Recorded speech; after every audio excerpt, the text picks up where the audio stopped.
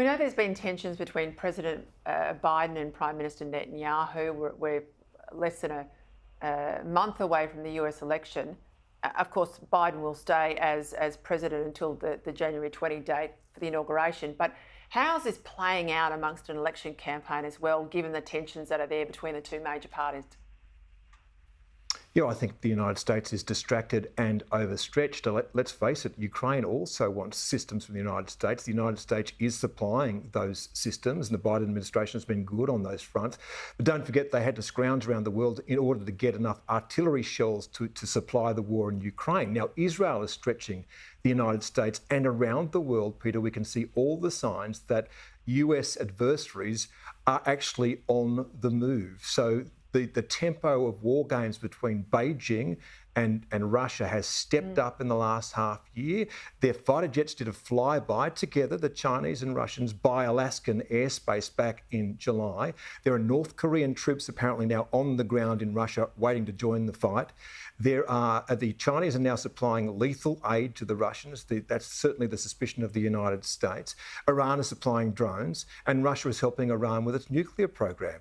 So what part of that doesn't look like an absolute witch's cocktail as to where the world might be heading? And don't forget, Xi Jinping has talked about changes unseen in a century. And last week, Vladimir Putin met with the Iranian president, and in a speech that he gave in Turkmenistan, talked about the fact that there was a new world order emerging. I think we start to add all these things up, and it paints a very disturbing picture about what's happening with the world. You know, and this is why I come back to Australia and I look at our forward acquisition plan. So much is on the long finger, so much is not even funded, not just in the forward estimates in the budget, but over the next 10 years, the funds aren't there, even in a fictional sense. You've got a weak Prime Minister.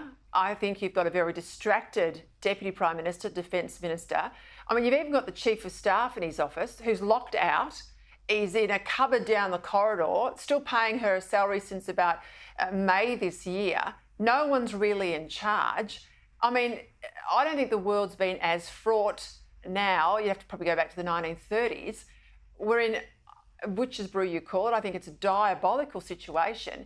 And we've got the really big player here, China, on our doorstep.